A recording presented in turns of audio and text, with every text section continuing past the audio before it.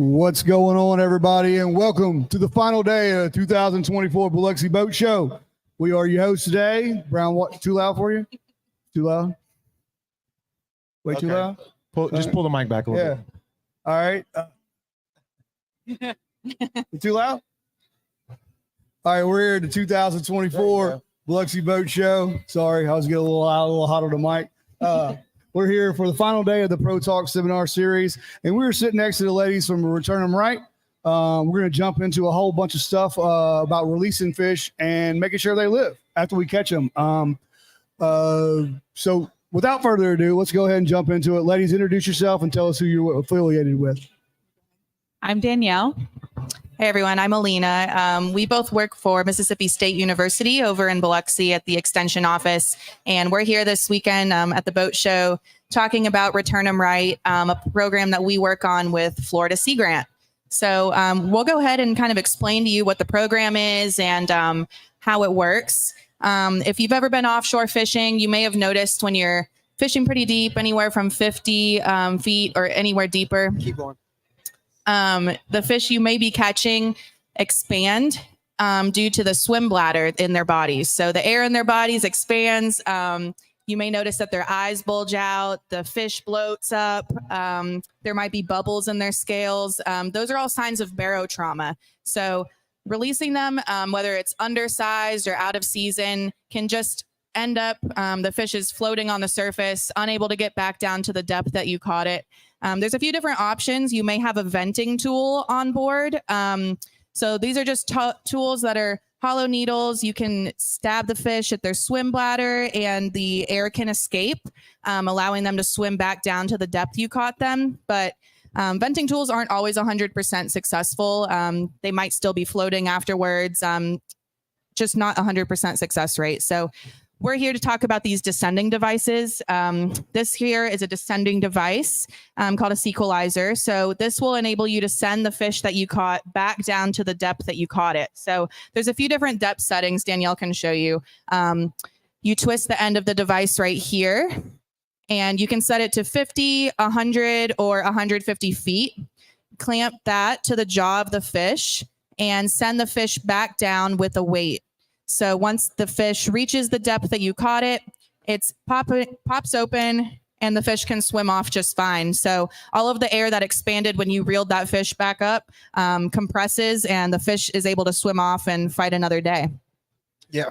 Did you tell us what depths did the swim bladder start inflating? Because I mean, you go out there and catch white trout in 10, 15 foot water, you don't have to worry about that, right? But you start getting snapper 30, 40, 50 foot of water. Is that usually where it starts? Yeah, you usually start seeing the first signs of barotrauma around 50, 60 feet of water. Yeah, and it's the same principle like as a diver, except these fish have a bladder, right? And that compressed air, they live down, some of them, 200 feet, snapper, whatever. And when a fisherman catches it, people that don't know, you pull him up super fast. He doesn't have time to decompress like, I guess, a diver would. That air that's in his bloodstream expands, causing that bladder to turn into a balloon. Like a balloon. And the vent tool that you mentioned earlier is something that we use.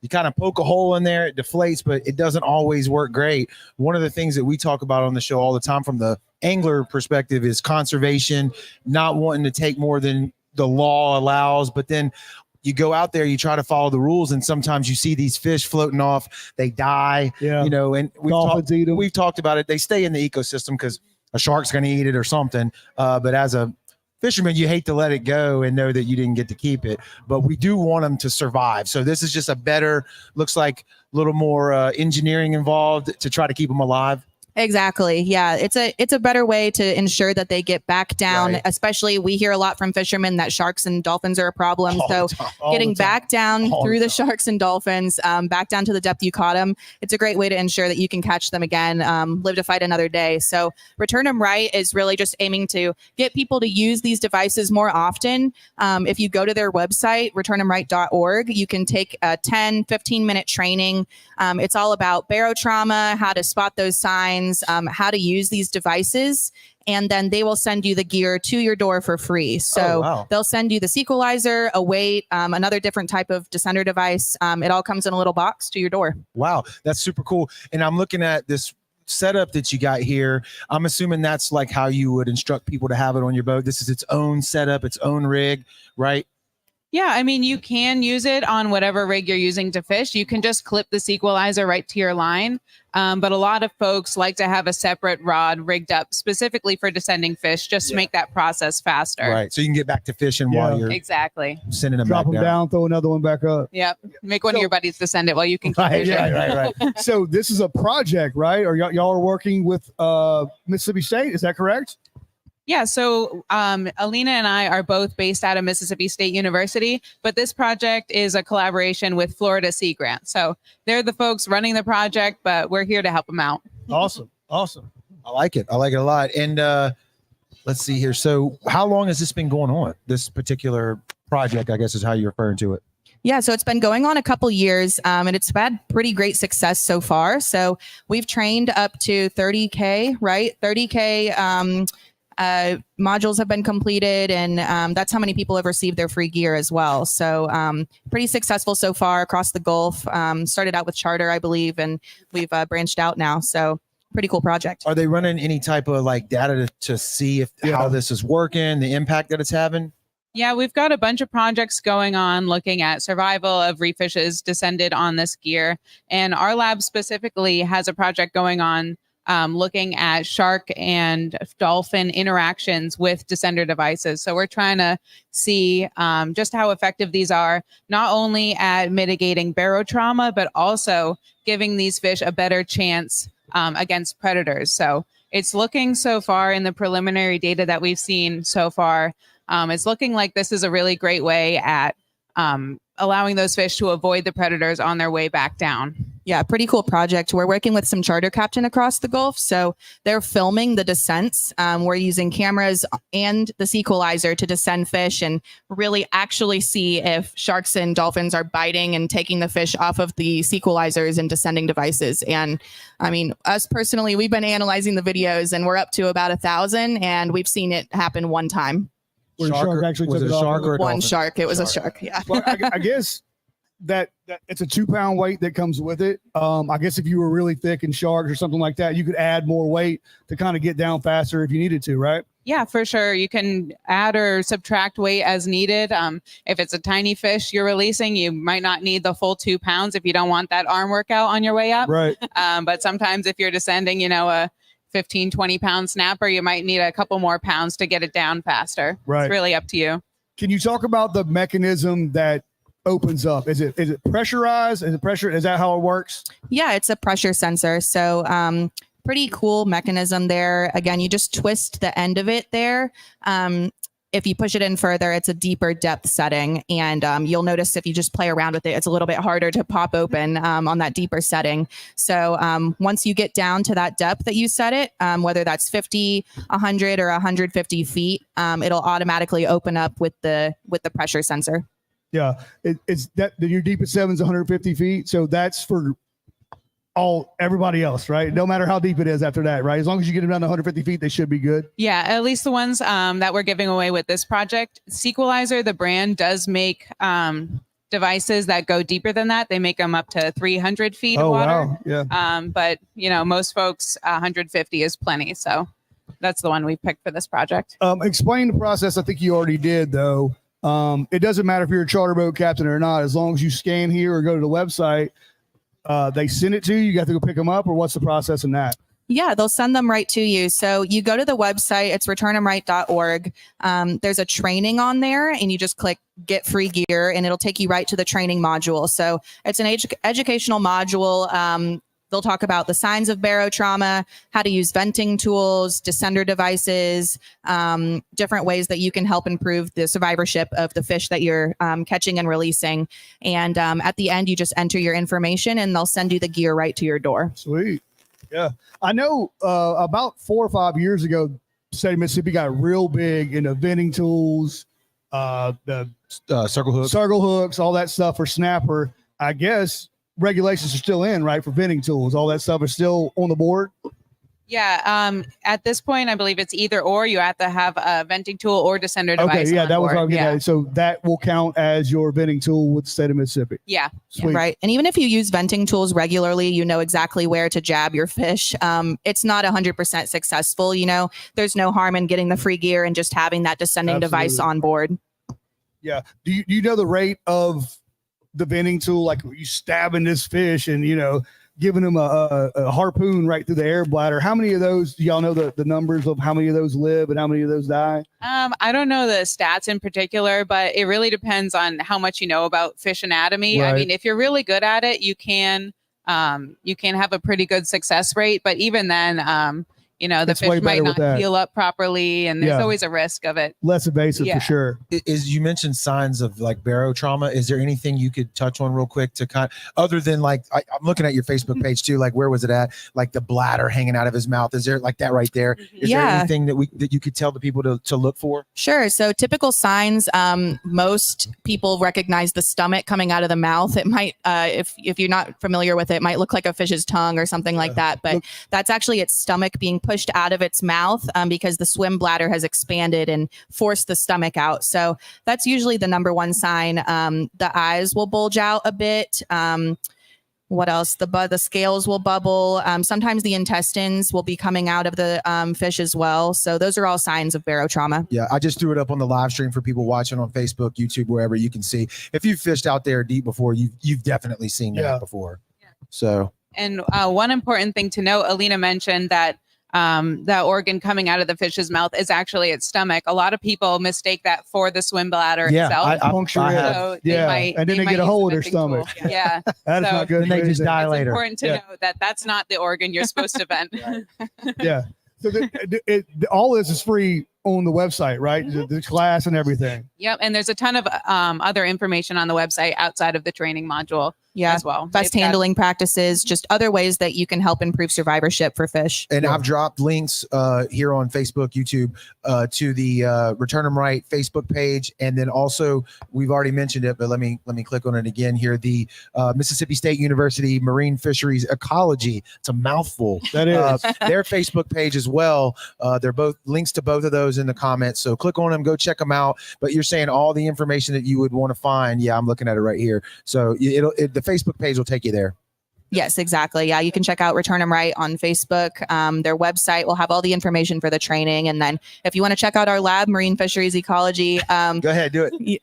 with that MSU MFE. Oh, I thought you were just going to rattle it off. It's a mouthful. It's a mouthful. It is. Yeah. You can get updated on the projects that we're working on with these descender devices through our Facebook too. Yeah.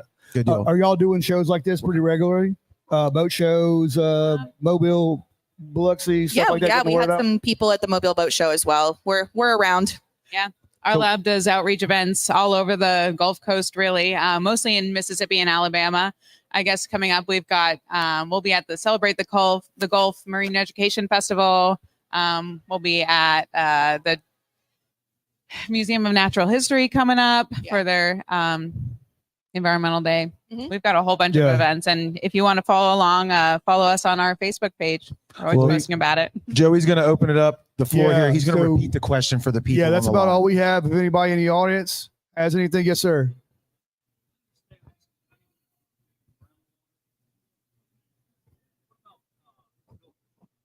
Okay. The question was this mainly for snapper, amberjack, stuff like that. You're talking Yeah. about pelagics, tuna, billfish, sailfish, and stuff Yeah. like that. Um, Is anybody doing that? No, what he said for billfish.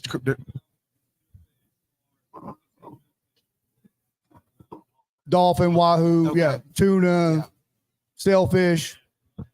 Yeah, We're not releasing those. No. yeah. So pretty much blue water fish. Yeah, is there- Has anybody had any research on blue water fish? Yeah, that's a great question. This project in particular is mostly focused on reef fishes because those are the ones that see the most issues with barotrauma. Those are the ones that are in general being pulled up from those depths, like at the bottom. Those pelagics generally are better at regulating their swim bladders and stuff like that. So we just don't see those problems as often. Yes. I wonder if it's because they're able to fight harder and don't come up as quickly, maybe. I don't know. a lot. Well, I mean, it depends on when you're catching Where them, you hook them to, right? In the water column. Well, you catch tuna up top on poppers, or you got shellfish or something like that. You bring them up. Right. Less. He's already up, so it don't matter. Anybody else in the audience?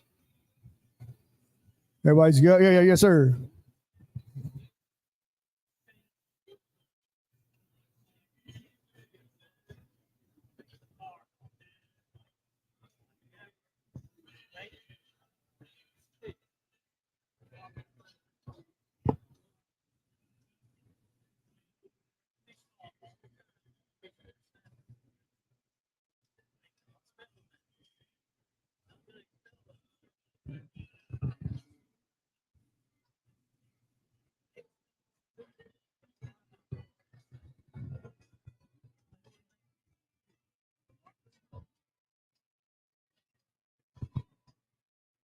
Okay, that was more of a statement. Yeah. We had a gentleman in the audience saying that he's had better success using barbless hooks. Yeah. Right, like a lot less invasive on the fish, easier to get off, easy to return them. Even more so than the circle hooks, you're saying. Yeah. Right. Right. Good point. That's a good point. Yeah. That's a good point. Yeah. All right. Yeah. Thank. Correct. Correct. Yes, sir.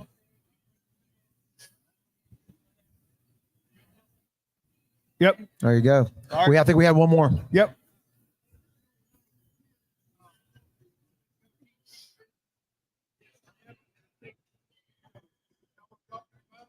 Right. Correct. Yes, sir.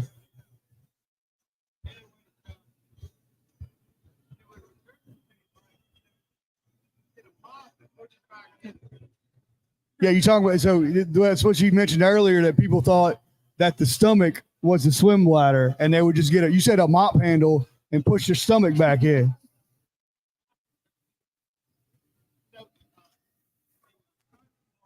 Right. Yeah. Yeah, it's the stomach coming out of the mouth. Yeah, so that's another method for sure. But yeah, and then who knows how with the survivability on that, whether it was working or yeah, not, right? yeah. Well, I guess that was the first. Yeah, vent tool. Yeah, exactly. Vent tool. Yep, early stuff. Cool. Anybody else?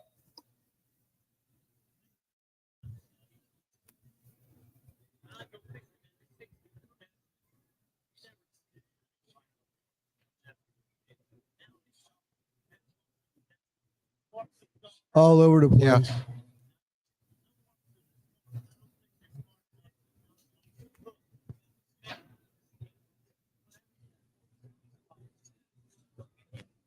So the question was, back in the 60s, porpoise and I guess sharks weren't as big as they are now. But today, yeah, porpoise is, yeah. Prevalent, I think is what you mean. Yeah. Right, right. So when we throw a small snapper over and it happens to hit the hook, does the porpoise swallow it? And those suckers are regurgitate it smart, out? though. I wouldn't be surprised if they don't know how to bite the fish and not get the hook. I mean, honestly. Yeah, that's a good point. I mean, We've been really. hearing a lot about learned behavior with Yes, they dolphins learn. nowadays. So yeah. Yeah, I wouldn't be one bit surprised on that if they were able to avoid it. So Yeah. Well, we Anybody appreciate else? y'all coming up here and Yeah, talking to us. thank That's y'all. a pretty cool thing you're doing. And like you say, if they go on to the website, that's a pretty legit piece of gear you Absolutely. get mailed to your house in a pretty cool box. So Yeah. Run us through where we can find you at one more time. Yeah, returnthemright.org. And you can find us at MSU Marine Fisheries Ecology. nice. All right. Well, thank y'all so much. Thanks everybody on the live. It's been a great boat show. Y'all be sure to go check out all the vendors if you haven't done so already. And we'll see y'all next year. That's it. Later. Thanks for having Sounds us. great. Thank Thanks. you.